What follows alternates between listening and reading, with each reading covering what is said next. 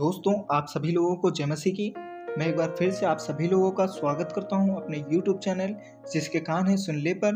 दोस्तों, आज के इस वीडियो में हम सभी लोग जानेंगे कि क्या मसीही लोग फिल्मी गीत सुन सकते हैं या फिर नहीं। तो दोस्तों, यह कोई विवाद का विषय नहीं है, क्योंकि यदि बाइबली काल की बात की जाए तो उस समय विभिन्न प्रकार के गीत गाए एवं सुने जाते थे, जैसे कि विवाह के गीत, प्रेम के गीत, फसल के गीत, पहरुओं के गीत, विलाप के गीत और उपवास के गीत, विजय के गीत, और सबसे बड़ा उदाहरण है भजन संहिता में।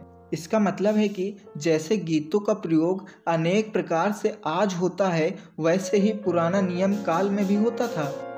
इनका प्रयोग सांसारिक और धार्मिक दोनों प्रकार के जीवन में होता था।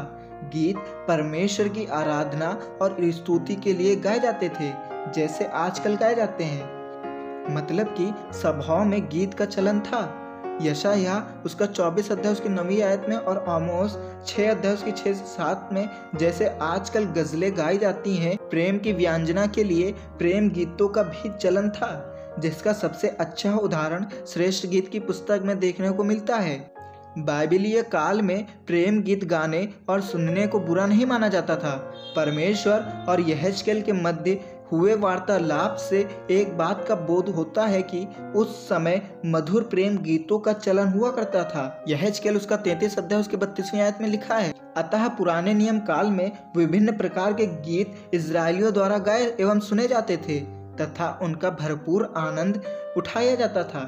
दोस्तों, हमारा क्वेश्चन है कि मसीही फिल्मी गीत सुन सकते हैं या फिर नहीं। यह प्रश्न आज कलीसियाओं में विवाद का विषय बन गया है, परंतु सांसारिक कार्यलापों के विषय में पौलुस द्वारा कहे गए शब्दों मसीहों का मार्गदर्शन कर सकते हैं।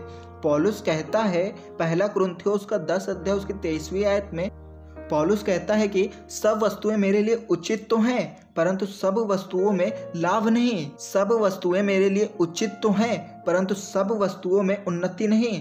अतः बाइबल मसीहों को सब बातों में संतुलन बनाए रखने की शिक्षा देती है तथा साथ ही यह भी बताती है कि सब कामों में आत्मिक उन्नति नहीं मिल सकती। यदि आप फिल्मी गीत सुनते हैं तो कोई लाभ नहीं, और अगर नहीं सुनते हैं तो कोई हानि भी नहीं। परंतु फूहड़ एवं अश्लील गीतों के सुनने का बाइबल सीधे तौर पर विरोध करती है। सपोपदेशक उसका 7 अध्याय और उसकी 5वीं आयत में लिखा है, मूर्खों के गीत सुनने से बुद्धिमान की घुड़की सुनना उत्तम है। तो हम यह देखते हैं कि सीधे तौर पर बाइबल मसीहों को फिल्मी गीत सुनना वर्जित तो नहीं करती, परंतु सलाह देती है कि मसीही अपने आप को सांसारिक बातों में न फंसाएं। पौलुस कहता है कुलुस्सियों की पुस्तक उसका 3 अध्याय उसकी 2री आयत में, पृथ्वी पर की नहीं परंतु स्वर्गीय वस्तुओं पर ध्यान लगाओ। बाइबल यह शिक्षा देती है कि मसीहों को इस संसार के होके भी इस संसार के नहीं बनना है।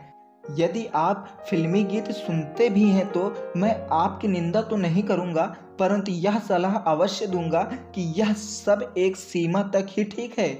आप अपने आप को फिल्मी गीतों का गुलाम न बनने दें, क्योंकि हम इन बातों के लिए नहीं बने हैं। हमें मसीह ने संसार में से चुन लिया है ताकि हम पिता के लिए एक राज्य और याजक बनाएं।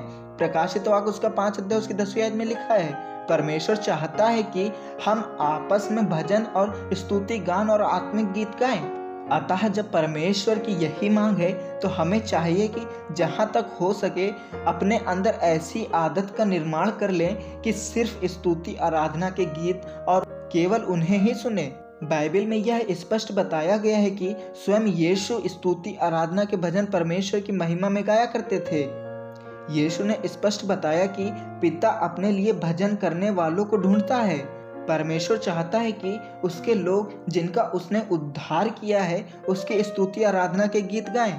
तो जब परमेश्वर हमसे यही चाहते हैं तो क्यों न हम परमेश्वर को अपने जीवन से प्रसन्न करें। यहाँ मैं एक बात और साफ कर देना चाहता हूँ कि आज पश्चिमी संगति में अधिकांश गीतकार एवं संगीतकार शैतानवादी हैं, जो इस प्रकार से गीतों को बनाते हैं कि इनको सुनने के द्वारा ही एक व्यक्ति शैतान की उपासना के रीति रिवाजों के सम्मिलित हो जाता है। गीत इस प्रकार लिखे जाते हैं कि उनको गाते समय शैतान की स्तुति के स्वर निकले।